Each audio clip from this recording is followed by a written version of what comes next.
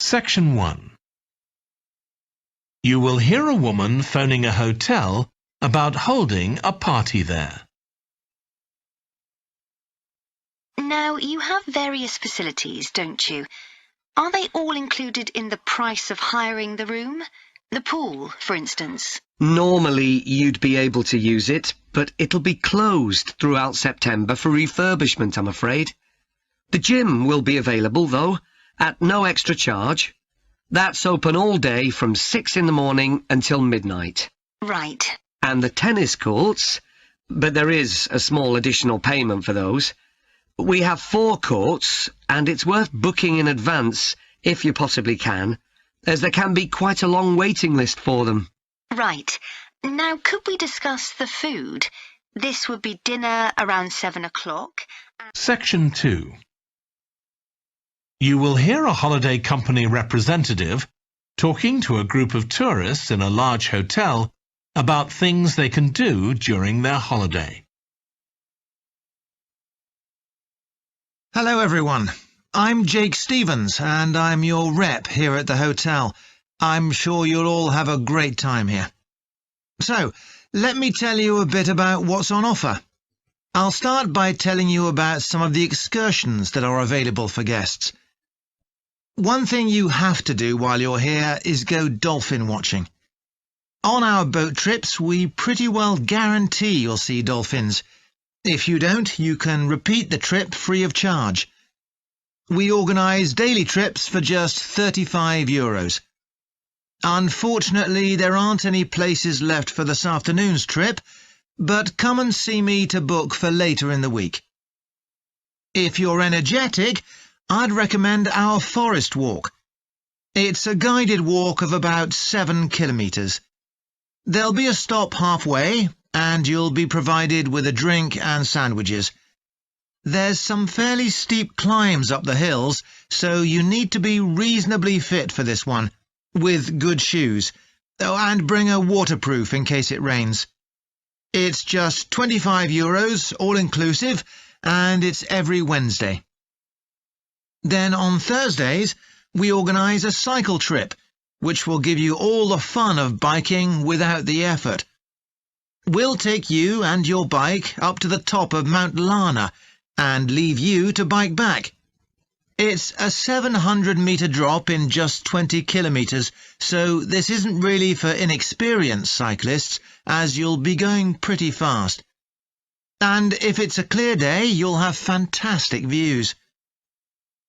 On our local craft tour, you can find out about the traditional activities in the island. And the best thing about this trip is that it's completely free. You'll be taken to a factory where jewellery is made, and also a ceramics centre. If you want, you can buy some of the products, but that's entirely up to you. The trip starts after lunch on Thursday, and you'll return by 6 p.m. If you're interested in astronomy, you may already know that the island's one of the best places in the world to observe the night sky. We can offer trips to the observatory on Friday for those who are interested. They cost €90 per person, and you'll be shown the huge telescopes and have a talk from an expert who will explain all about how they work. Afterwards, we'll head down to Sunset Beach, where you can have a dip in the ocean if you want, before we head off back to the hotel. Finally, there's horse riding. This is organised by the Equestrian Centre over near Playa Cortino, and it's a great experience if you're a keen horseback rider, or even if you've never been on a horse before. They take you down to the beach, and you can canter along the sand and through the waves. It costs €35, and it's available every day. So, there's plenty to do in the daytime, but what about nightlife? Well, the #1 attraction's called Musical Favourites. Guests enjoy a 3-course meal and unlimited free drinks, and watch a fantastic show, starting with musicals set in Paris, and then crossing the Atlantic to Las Vegas, and finally Copacabana. At the end, The cast members come down from the stage, still in their stunning costumes, and you'll have a chance to chat with them. It's hugely popular, so let me know now if you're interested, because it's no good leaving it until the last minute. It's on Friday night. Tickets are just €50 each, but for an extra €10 you can have a table right by the stage. If you'd like to go back in time, there's the Castle Feast on Saturday evening. It's held in a 12th century castle, and you eat in the great courtyard, with ladies in long gowns serving your food. You're given a whole chicken each, which you eat in the medieval way, using your hands instead of cutlery. And you're entertained by competitions where the horseback riders attempt to knock one another off their horses. Then you can watch the dancers in the ballroom and join in as well if you want. OK, so now Section 3. You will hear Stephanie, who is thinking about taking a one-year course in children's literature, talking to Trevor, who is currently taking the course. Hello, Trevor. Hello, Stephanie. You said you wanted to talk about the course I'm taking on literature for children. That's right. I'm thinking of doing it next year, but I'd like to find out more about it first. OK, well, as you probably know, it's a one-year course. It's divided into 6 modules, and you have to take all of them. One of the most interesting ones, for me at least, was about the purpose of children's literature. You mean whether it should just entertain children or should be educational as well? Right, and whether the teaching should be factual, giving them information about the world, or ethical, teaching them values. What's fascinating is that the writer isn't necessarily conscious of the message they're conveying. For instance, a story might show a child who has a problem as a result of not doing what an adult has told them to do, implying that children should always obey adults. Oh, I see what you mean. That module made me realise how important stories are. They can have a significant effect on children as they grow up. Actually, it inspired me to have a go at it myself, just for my own interest. I know I can't compete with the really popular stories, like the Harry Potter books. They're very good. And even young kids like my 7-year-old niece love reading them. I'm very interested in illustrations in stories. Is that covered in the course? Yes, there's a module on pictures and how they're sometimes central to the story. That's good. I remember some frightening ones I saw as a child, and I can still see them vividly in my mind years later. Pictures can be so powerful, just as powerful as words. I've always enjoyed drawing, so that's the field I want to go into when I finish the course. I bet that module will be really helpful. I'm sure it will.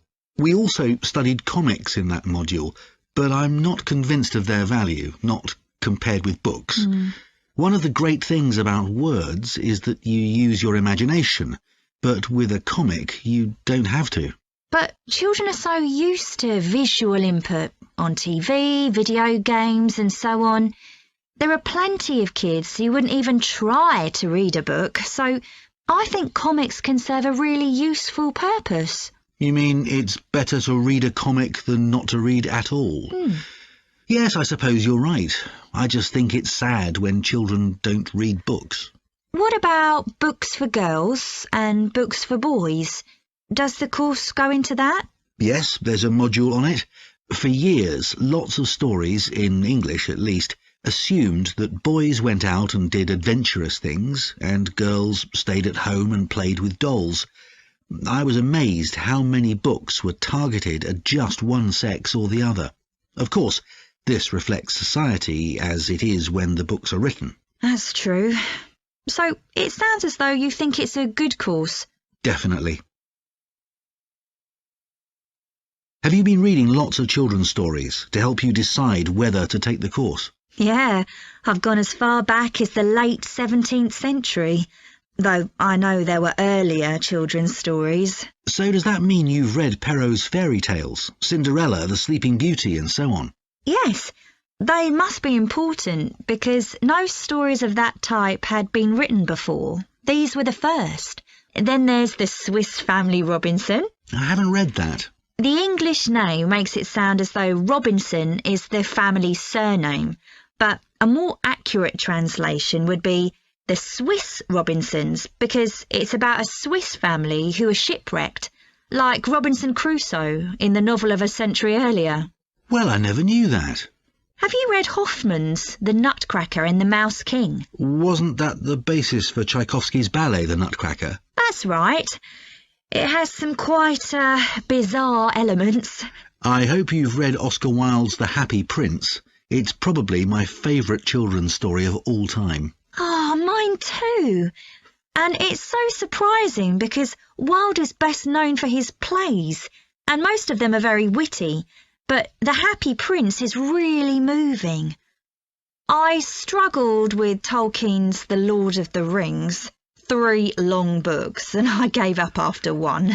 It's extremely popular, though. Yeah, but whereas something like The Happy Prince just carried me along with it, The Lord of the Rings took more effort than I was prepared to give it. I didn't find that. I love it. Another one I've read is Warhorse. Oh, yes, it's about the First World War, isn't it? Hardly what you'd expect for a children's story. Exactly, but it's been very successful. Have you read any... Section 4. You will hear part of a lecture about a branch of archaeology called marine archaeology. In today's class, I'm going to talk about marine archaeology, the branch of archaeology focusing on human interaction with the sea, lakes and rivers. It's the study of ships, cargoes, shipping facilities and other physical remains. I'll give you an example, then go on to show how this type of research is being transformed by the use of the latest technology. Atlit Yam was a village on the coast of the eastern Mediterranean, which seems to have been thriving until around 7000 BC. The residents kept cattle, caught fish, and stored grain. They had wells for fresh water. Many of their houses were built around a courtyard and were constructed of stone. The village contained an impressive monument, 7 half-ton stones standing in a semicircle around a spring that might have been used for ceremonial purposes. Atlit Yam may have been destroyed swiftly by a tsunami, or climate change may have caused glaciers to melt and sea levels to rise, flooding the village gradually. Whatever the cause, it now lies 10 metres below the surface of the Mediterranean, buried under sand at the bottom of the sea. It's been described as the largest and best preserved prehistoric settlement ever found on the seabed. For marine archaeologists, Atlit Yam is a treasure trove. Research on the buildings, tools, and the human remains has revealed how the bustling village once functioned, and even what diseases some of its residents suffered from. But of course, this is only one small village, one window into a lost world. For a fuller picture, researchers need more sunken settlements, but the hard part is finding them. Underwater research used to require divers to find shipwrecks or artifacts, but in the second half of the 20th century, various types of underwater vehicles were developed, some controlled from a ship on the surface, and some of them autonomous, which means they don't need to be operated by a person. Autonomous underwater vehicles, or AUVs, are used in the oil industry, for instance, to create maps of the seabed before rigs and pipelines are installed. To navigate, they use sensors, such as compasses and sonar. Until relatively recently, they were very expensive and so heavy that they had to be launched from a large vessel with a winch.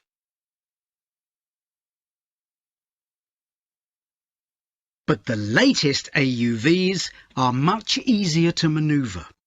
They can be launched from the shore or a small ship, and they're much cheaper, which makes them more accessible to research teams. They are also very sophisticated. They can communicate with each other and, for example, work out the most efficient way to survey a site or to find particular objects on the seabed. Field tests show the approach can work.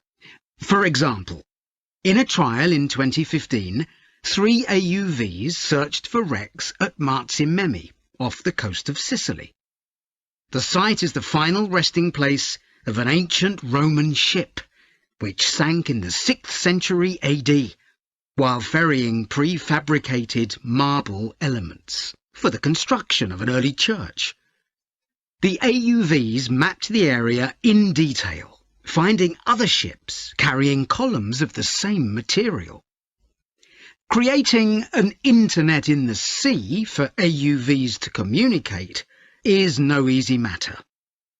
Wi-Fi networks on land use electromagnetic waves, but in water these will only travel a few centimetres. Instead, a more complex mix of technologies is required. For short distances, AUVs can share data using light, while acoustic waves are used to communicate over long distances. But more creative solutions are also being developed, where an AUV working on the seabed offloads data to a second AUV, which then surfaces and beams the data home to the research team using a satellite. There's also a system that enables AUVs to share information from seabed scans and other data. So, if an AUV surveying the seabed finds an intriguing object, it can share the coordinates of the object, that is, its position, with a nearby AUV that carries superior cameras, and arrange for that AUV to make a closer inspection of the object. Marine archaeologists are excited about the huge potential of these AUVs for their discipline.